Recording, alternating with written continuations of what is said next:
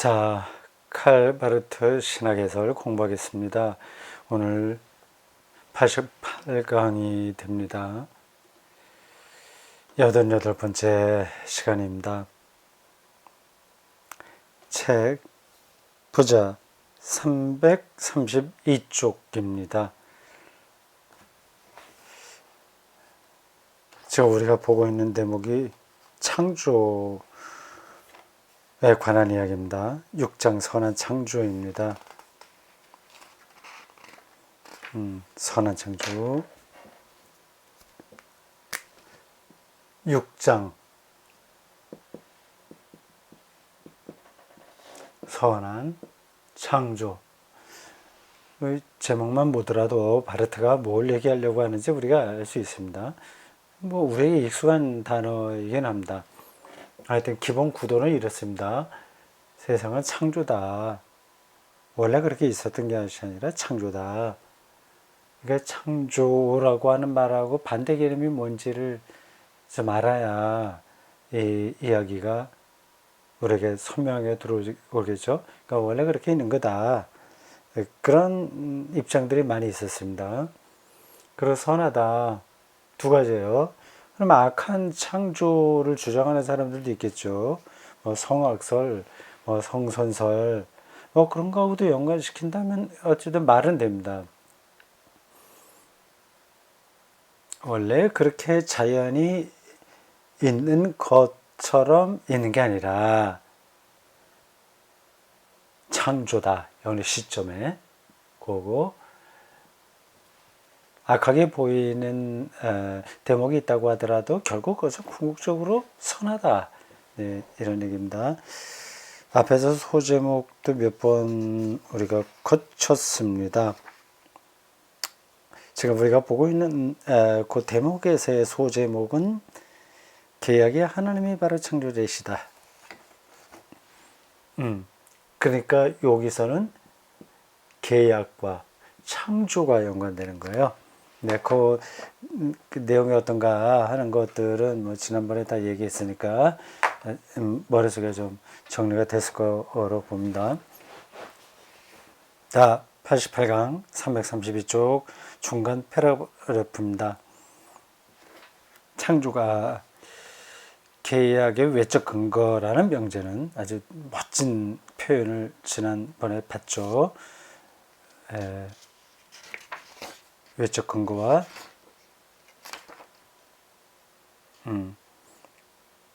내적인 내용이죠. 내적 근거, 외적 근거, 창조는 계약의 외적 근거. 계약은 창조의 내적 근거다. 그런 얘기였습니다. 그것도 굉장히 인상적이었어요. 여러분들 그 부분을 잘 기억해 두시면 좋겠습니다. 창조가 계약의 외적 근거라는 명제.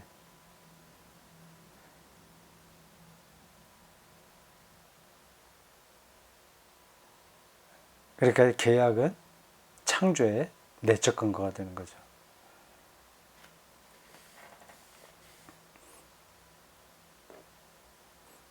그걸 더 줄여서 얘기한다면 예수 그리스도 사건은 세계의 내적 근거이고 세계는 예수 그리스도의 외적 근거다. 그렇게 생각하시면 되겠습니다.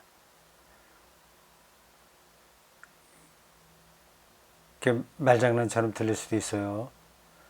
외적 근거, 내적 근거, 그게 손에 보이지도 않는데 그러냐.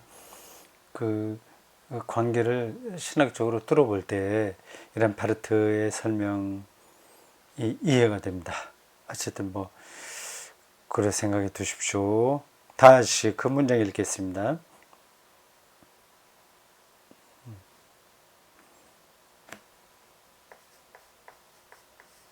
자, 시간 다시 한번 보고요. 창조가 계약의 외적 근거라는 명제는 창조와 계약 사이의 구분을 표현한다. 구분.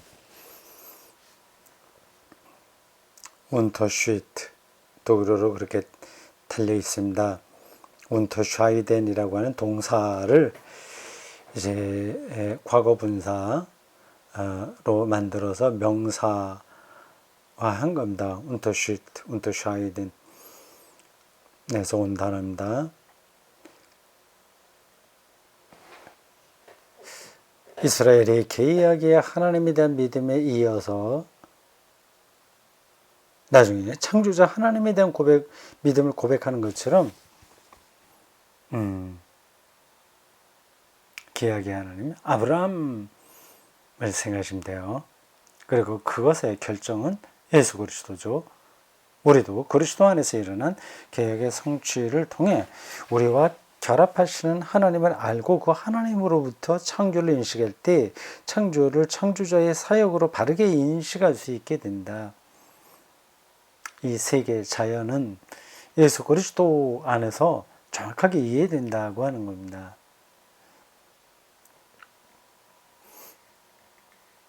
왜 그러냐 하는 것들을 설명하는 게 신학이고 또 설교고 하겠죠.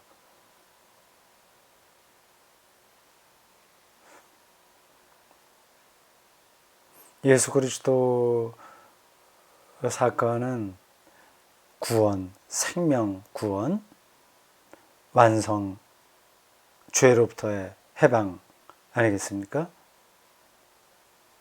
그게 이제 세계의 근거, 그 관점에서 볼 때 세계가 바르게 이해되는 거죠.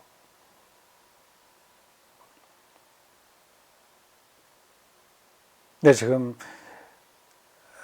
뭐 집값이다, 코로나다, 또 뭐 정치적으로 좌와 우의 극단적인 투쟁이라기보다 뭐 하여튼 뭐 그런 복잡한 문제들이 다 있지 않습니까? 교육 문제도 있고요. 그게 이제 형식입니다. 세상을 살아가는. 근데 그게 아무리 세련되게 잘 이렇게 바꾼다고 해서 거기서 인간의 삶이 좋아지는 거는 아니에요. 그 필요 없다고 하는 게 아니라 그게 꼭 우리의 삶을 완성시키는 게 아닙니다. 미국 보십시오. 지금 거기까지 얘기하지 않겠습니다. 우리 공부를 하는 게 중요하니까 우리가 선망의 대상으로 생각했던 미국이 여러 가지 면에서 세계를 주도하는 것 같지만 그렇게 인간의 삶을 행복하게 만드는 게 아니거든요. 근데 그거는 왜 그러냐? 이 바르트의 입장에 따르면, 아니 바르트만이 아니라 기독교 복음과 신학의 근거에서 설명을 한다면 신학자들 사이에 조금씩 차이가 있으나 일단 우리가 지금 공부하고 있는 바르트의 이 표현을 따라한다면 예수 그리스도를 그 내용으로 삼지 않기 때문에 그런 거죠. 이런 말을 오해해서 전부 교회 다녀야 된다 그렇게 생각하시는 건 아니겠죠? 그거하고는 조금 다른 차원의 이야기를 하는 겁니다. 중세기의 종교국가 뭐 그걸로 정교 일치로 돌아가자 그런 얘기는 전혀 아닙니다. 정교 분리가 돼야 되는데 그게 남남이 다 관계가 없다가 아니라 이게 예수 그리스도 사건이 이 세계의 통치를 지배하는 방식으로가 아니라 섬기는 방식으로 영향을 미쳐야 되는 거죠. 아무 관계가 없다고 생각하면 또 그 잘못인 겁니다. 하여튼 그 예민한 그 관계를 바르트가 설명하고 있어요.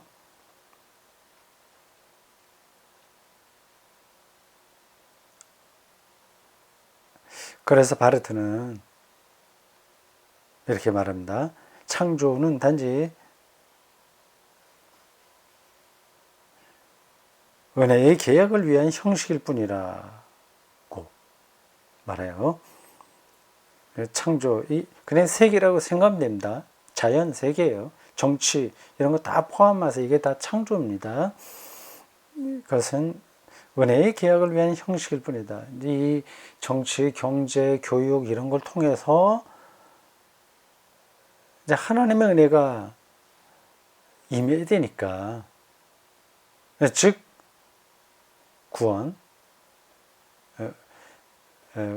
뭐 그래 일상적인 용어로도 바꾸면 행복한 거, 참된 행복 말이죠. 그걸 위한 형식이다. 폴 틸리 개념으로 바꾼다면 복음은 문화의 근거와 내용이고, 이 문화는 기독교의 형식이다, 옷이다. 그렇게 할 수 있을 것 같습니다. 어느 정도 그 감은 들어오죠. 자, 또 보겠습니다. 바로 창조는 은혜의 계약의 역사가 일어날 수 있는 공간을 마련하는 일이다.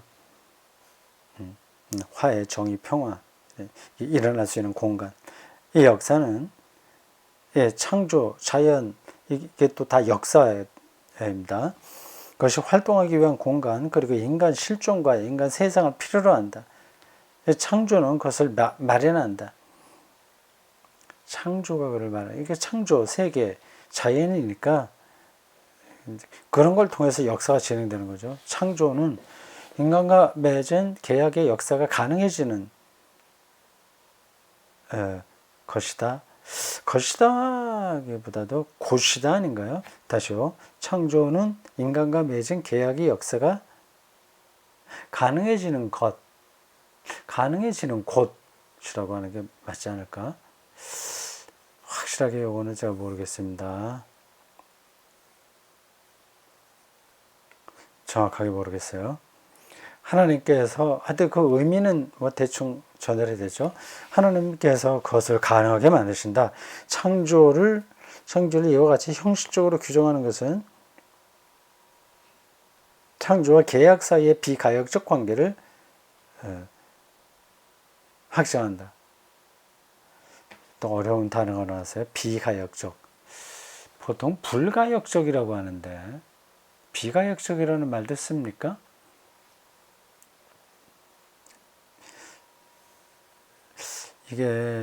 이것도 확실하게 모르겠습니다. 보통은 이제 불가역이라고 하거든요. 뭐 비가역이라고 하더라도 뭐 그 틀린 말은 아닙니다. 비가역적이라는 관계다. 창조와 계약 사이는 비가역이다. 불가역이다. 이게 되돌릴 수 없다고 하는 거죠. 뒤로는 앞으로 가는 거지 뒤로 갈 수 없다고 하는 겁니다. 다시 말해요. 우리는 하나님 은혜의 계약의 계시에서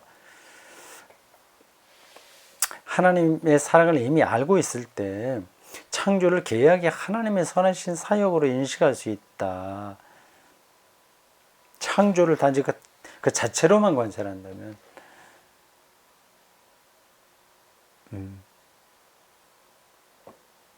우리는 그 인식에 도달하지 못한다.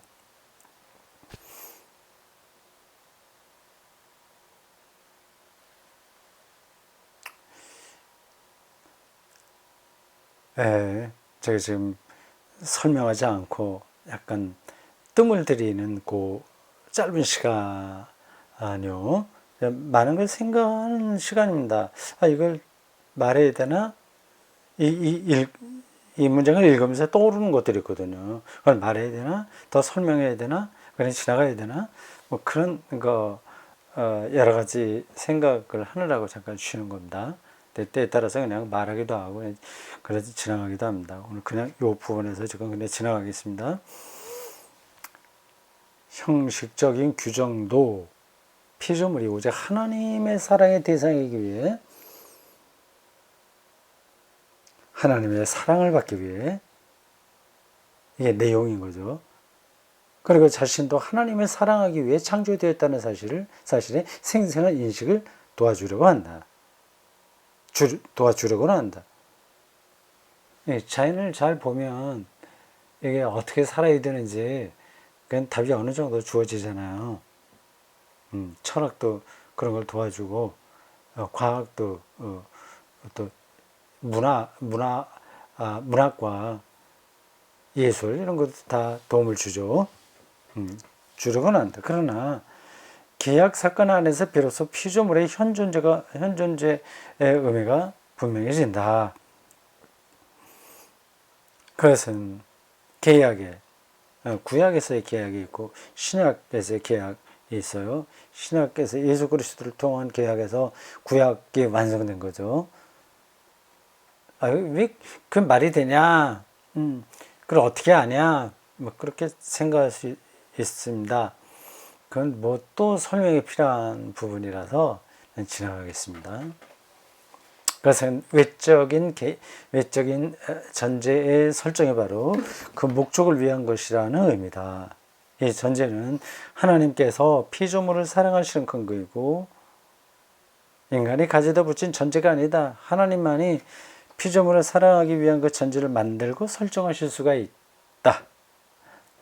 하나님께서 계약을 위해 피조물을 앞에 놓으신다. 전제한다. 앞에 설정한다. 포슈텔렌이라는 단어 같은데 독일어로요. 그래서 그분은 피조물의 현존재의 현실성을 보장한다.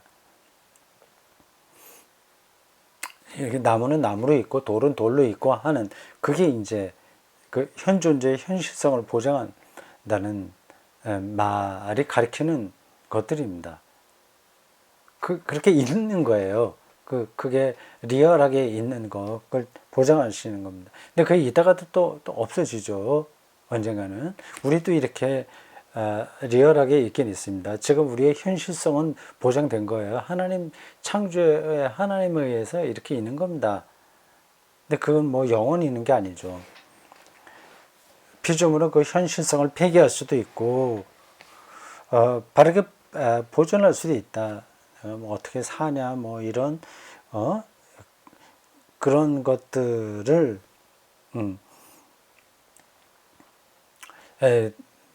통해서 그 사람이 하나님이 행하시고 현실성을 그대로 따라갈 수도 있고 그걸 파괴할 수도 있는 거죠. 이게 죄는 그걸 파괴하는 거, 우리 현실성을 파괴하는 겁니다. 하나님과의 관계가 단절됨으로써 계속 공허하게 되는 거죠. 그러면 이제 현실성이 파괴되는 겁니다. 하나님의 영이 가득 찬 그런 느낌으로 살아간다면 그 현실성이 유지되는 거고요. 피조물의 그 현실성을 폐기할 수도 있고 빠르게 보존할 수도 있다. 그 계약 자체에 손댈 수 없는 것과 그것은 계약 자체에 손댈 수 없는 것과 마찬가지이다. 여긴 지금 잘못 해석했습니다. 제가 지금 그 문장을 다 정확하게 읽지 않고 그냥 제 생각을 말하다 보니까 조금 잘못됐습니다. 설정한다, 전제한다, 포슈텔렌한다. 그 다음 문장도 봅니다.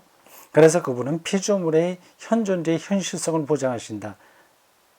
이건 맞아요. 그렇죠. 하나님을 완전히 부정하고 이상하게 사는 사람도 그렇게 현실 인간으로 살고 뭐 잘 따르는 사람들도 그냥 이렇게 사는 겁니다. 그 현실성이 보장되는 거예요.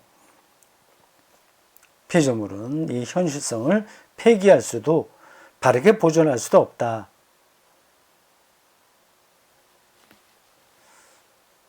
여기서 말하는 현실성은 인간의 인간됨, 인간 자체라고 봐야 되겠어요.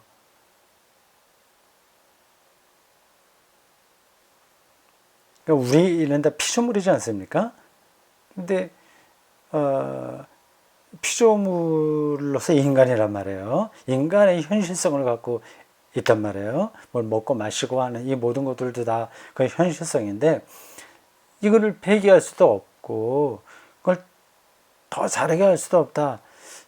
이게 잘하게 할 수 있는데 더 마음도 바르게 먹고 똑바로 살고 하면 하나님이 피조물에게 주신 현실성을 더 바람직하게 할 수는 있잖아요. 여기서 말하는 현실성은 그건 아닌 것 같습니다. 우리가 손댈 수 없는 하나님만 행할 수 있는, 주실 수 있는 현실성인 거죠.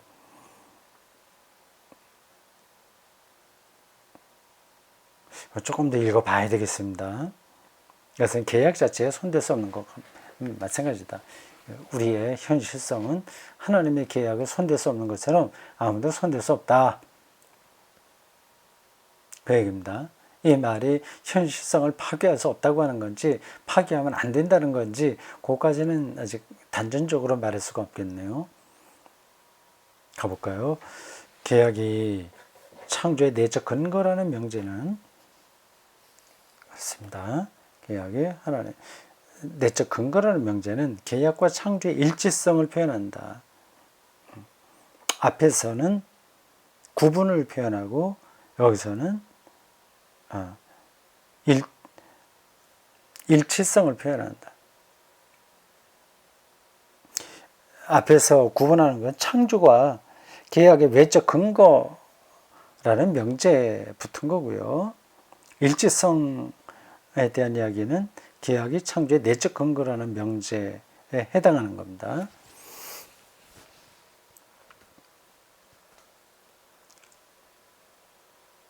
위에 첫 명제가 자연신학을 거부하듯이 둘째 명제는 복식부기를 거절한, 다시 또 복식부기가 나왔네. 이중장부일지도 모르겠어요. 그러니까 여기서는 완전히 계약과 그 창조, 예수 그리스도와 뭐 율법, 뭐 이런 관계를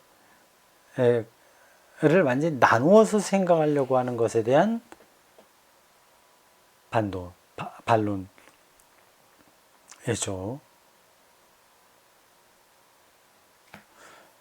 자연신학은 바르트와 이런 부분에서 경쟁했던 에밀 브룬너의 입장이에요. 이 첫 번째 문제에서는 자연신학에 대한 비판이었다면, 이 자연신학에서 바르트와 논쟁했던 사람은 에밀 브룬너입니다. 여기 두 번째는 복식부기라고 표현했는데,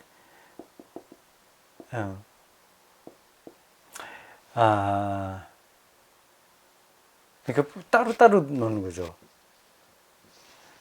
계약과 창조를 요 사람들은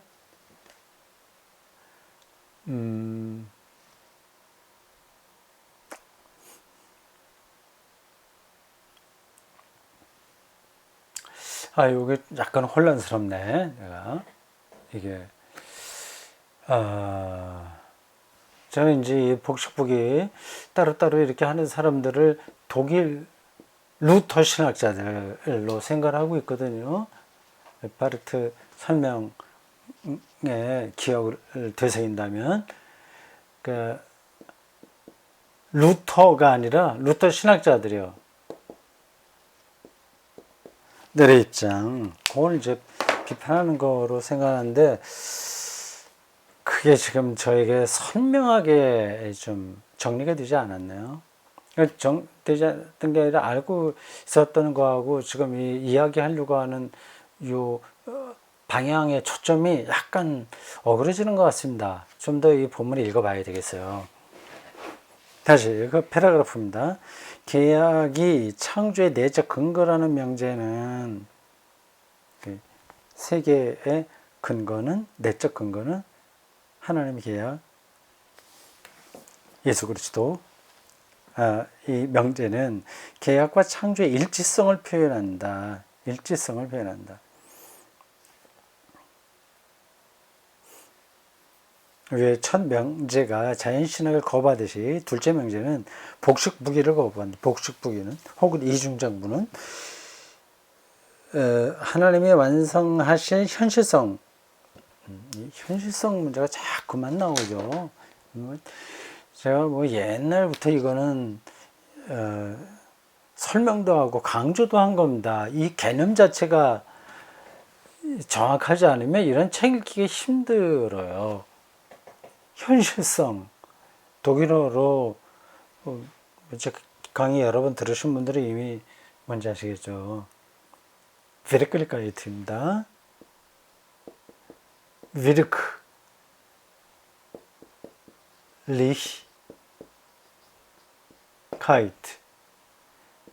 Wirk, 이건 wirken, 작용하다 이런 뜻인데, 독일하고 우리 말을 그냥 딱 일치시켜서 번역하기는 힘듭니다. 이게 단어라고 하는 게 개념적이라서 서로 저쪽 사람들하고 우리하고 어떤 개념을 다르게 이해하면서 살아왔기 때문에 언어도 좀 다르거든요. 그 표현하는 방식이. 예. 언어는 존재집이라고 하는 말이 여기서도 해당합니다. 보통 우리는 이거를 영어로 리얼리티라고 번역합니다. 리얼리티. 근데 리얼리티라고 하는 단어는 독일어로 레알리테트라고 하는 걸로 하고 좀 따로 있어요. 비르클리카이트가 있고 레알리티, 레알리테트라고요.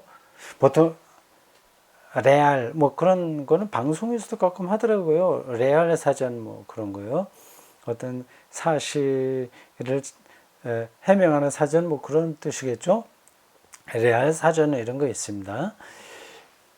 레알리테트라고 하는 단어가 있습니다. 이거는 뭐 그 라틴어 계통의 언어 발전에서 이렇게 자리를 잡은 거겠죠.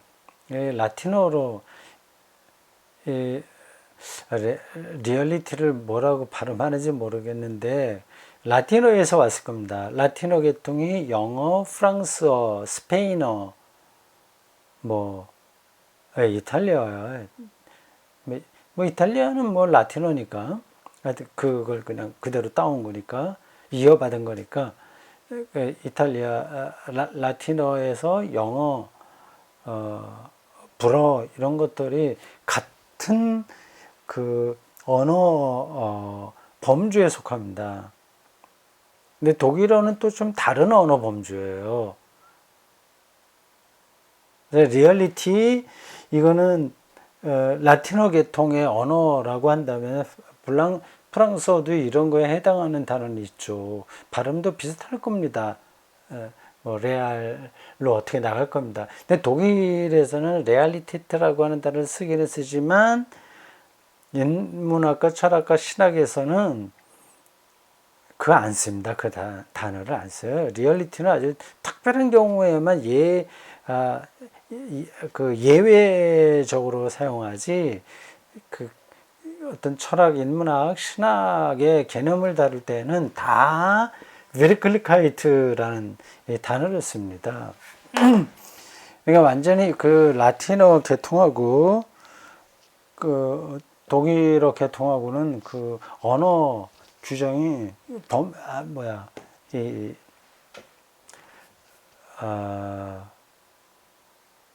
규범? 아니, 규범은 아니죠. 범주? 이게 다른 겁니다. 말이 쓸데없이 길었습니다. 근데 요, 베르클리카이트라고 하는 단어의 개념을 잘 알아야만, 이제 이런 책 읽기에서, 이렇게 약간 옆으로 빠지지 않고 좀 정확하게 이거를 붙들 수 있어요. 그렇지 않으면 그냥 쓱 지나가게 됩니다. 그러니까 지나가거나 아니면 충분하게 뭐 비슷한 얘기죠. 그거를 다 느낄 수가 없습니다. 예.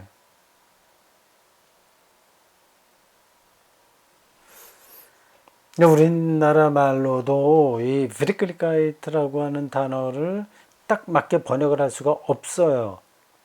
그래서 보통 현실성이라고 얘기하는데 현실성 이건 또 좀 이상하죠. 뭐 현실이라고도 번역하기도 하고 또 때에 따라서 조금씩 다릅니다. 현실성, 현실, 실지, 안으로 짓자, 혹은 바깥으로, 다시. 바깥으로 실제, 이렇게 표현하기도 합니다. 이걸 아예 그 의욕으로 그 정확하게 한다면, 요 현실성, 실제, 뭐 현실, 실제, 이건 다 한자 비슷한 거죠. 뭐 다른 단어가 없으니까 이렇게 하는데, 의욕으로 이걸 바꾼다면, 의욕으로 해도 된다면, 참된 것, 이렇게 하면 됩니다. 참된 것.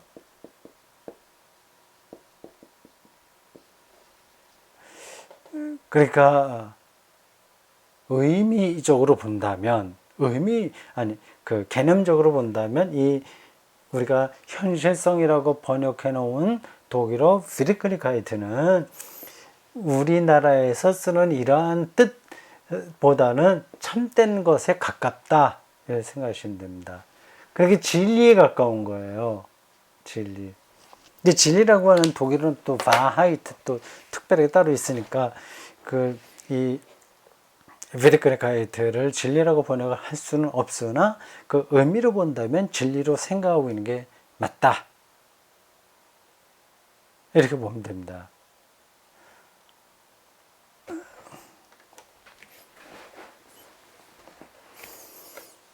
자, 어디까지 갔죠? 네, 복식부기죠. 복식부기는 하나님이 완성하신 현실성. 하나님의 진리인 거죠. 그것도 그냥 진리가 아니라 종말론적인 진리입니다. 아직까지는 우리가 현실성이 뭔지는 다 몰라요. 그리고 하나님도 없고 은혜도 없이 생각된 세속적인 자기 법칙성의 현실성이 공존을 뜻한다. 이것에 대한 비판이 바르트가 얘기하는 계약의 창조의 내적 근거라는 명제가 말하려고 하는 거죠. 그러니까 이 세상의 자연 법칙은 완전히 따로 또 있다. 그래서 이제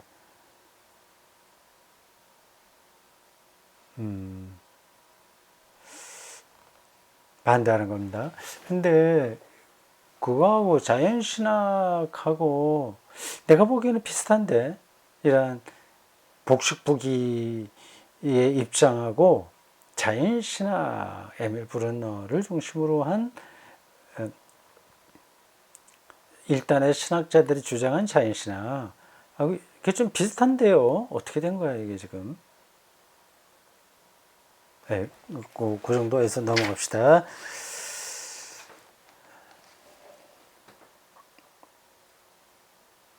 둘째 명제는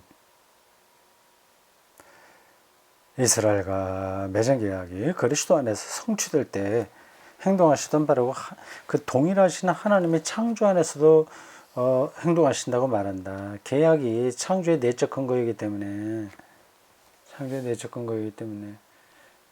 그냥 외워두십시오. 그냥. 계약이 창조의 내적 근거다. 뭐 바르트가 얘기했는데 뭐 그게 꼭 뭐 맞는 건가 생각할 수도 있으나, 바르트의 전체 신학 방법론 관점에서 보면 맞는 이야기이고, 또 전체로 볼 때도 틀린 게 아닙니다. 자, 계약이 창조의 내적 근거이고 이기 때문이다. 바로 하나님의 피조물의 현존재를 전제하심으로써 하나님께서는 피조물다 앞서 존재하신다. 이거 하나하나 다 설명이 필요한데 그냥 갑시다. 하나님은 피조물을 자신의 계약의 파트너로 규정하시는 계약의 하나님으로서 피조물보다 앞서 계신다. 그러므로 어떤 중립적인 자의적으로 취급할 수 있는 현존재란 있을 수 없다. 저렇게 그냥 하나님과 관계없이 존재할 수 있는 것은 없다는 거죠. 왜냐하면 피조물에 대한 하나님의 사랑이, 이 사랑도 이게 낭만적인 거 떨어지는 게 아니에요.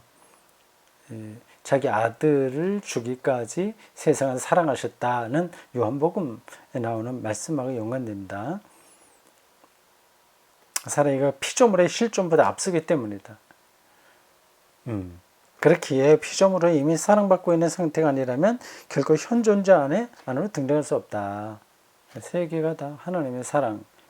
왜? 그렇지 않으면 현 존재 안에 등장할 수 없다. 그들은 현실성을 얻을 수 없다. 그거죠. 그렇게 현존한다는 것이 피조물에게 좋은 일이라는 것은 미리 앞서서 결정되어 있다. 현존주의 이렇게 존재한다는 것 자체가 선하다. 그것도 꼭 여러분들이 머릿속에 넣어둬야 되겠습니다. 현존자는 선하다. 예. 하나님이 미리 전제하신다. 자, 악한 사람들이 있다고 했잖아요. 우리가 보기에 그 판단도 정확한지 아닌지 조금 더 이야기해야 되겠으나 어쨌든 정말 나쁜 놈들이 있지 않습니까? 악한 그만 있잖아요. 지금 이 바르트가 살던 시대는 히틀러를 생각할 수 있습니다. 그 일단 나치즘요, 종족주의 뭐 이런 것들이요. 그래도 선하다. 하나님의 선한 창조에 들어와 있다. 그걸 전제해야 됩니다. 그러므로 최근 비평가들이 첫째 명제를 추상적으로 이해한 뒤 바르트 자신이 앞서 말한 복식부기를 용인했다고 책임을 추궁하는 것은 틀린 추론이다. 이건 바로 부시가 바르트 신학 입장을 변호하는 겁니다. 그런 비평가는 창조를 텅 빈 공간인 것처럼 보았고,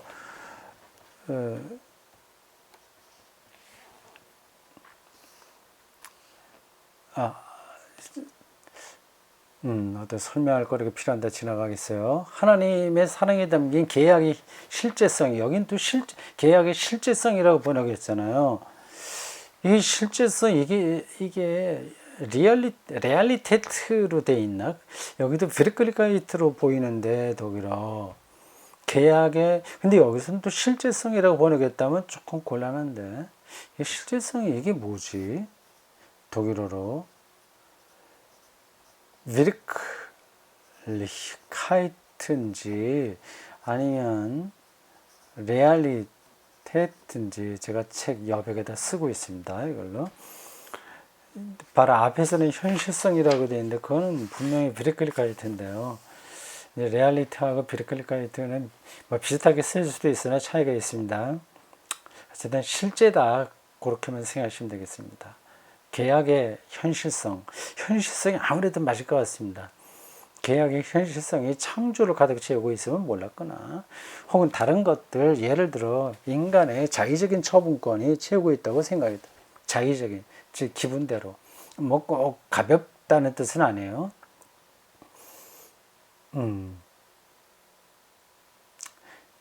그러니까 이건 이제 유대인들은 이제 제거해야 돼.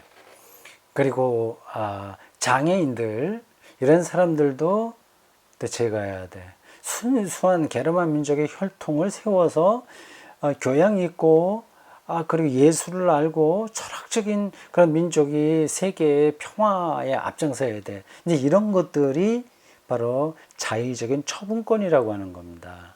자기들에게 판단하는 거거든요. 계약의 형식적 전제로서의 창조는 계약과 동일한 형태이기에 창조는 그와 같이 가득 채우고 있는 실제성과 분리될 수 없다. 실제성 또 계속 이렇게 번역됐네. 계약이 창조의 목적이라는 사실은 창조 안에서 결정되는 피조물의 현실성에 나중에 추가된 것이 아니다. 그 사실은 다른 역사와 마찬가지로 창조 사이에 뒤따라오는 것일 수 없다. 오히려 그 사실은 창조 그 자체 및 피조물의 본질과 실존의 특성을 결정한다. 계약이 창조의 목적.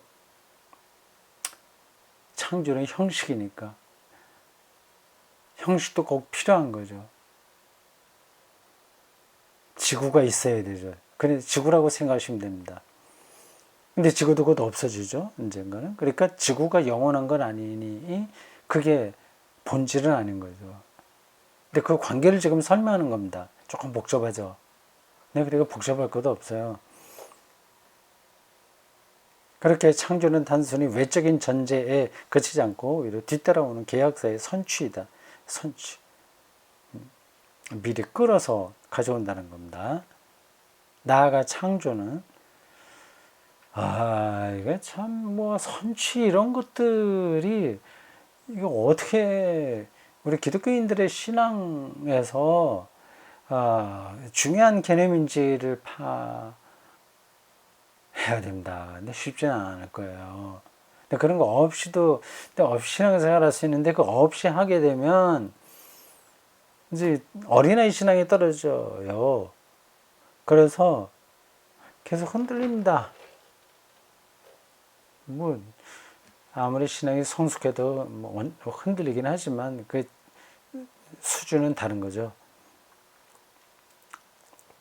그러니까 선취, 계약사의 선취. 됐습니다. 나아가 창조는 이스라엘의 역사 안에서 그리고 최종적으로 하나님의 아들이 육체로 나타나시는 역사, 이건 예수 그리스도 사건이죠. 그래서 만나서 하늘을 이루게 될 모든 요소를 자체 안에 포함하고 있다. 대단한 안목입니다. 바르트가 이 예수 그리스도 사건을 이렇게 우주적인 역사, 전 지구적인 차원에서 설명하고 있잖아요. 네, 이런 것들의 신학적 의미를 다 알지 못하고 그냥 이렇게 말을 하게 되면 이건 완전히 독선이 됩니다. 뭣도 모르고 그냥 기독교가 최고야 이렇게 외치는 것처럼 들리죠. 그건 아닙니다. 자, 오늘 많이 했나요? 여기까지 하겠습니다. 수고했습니다.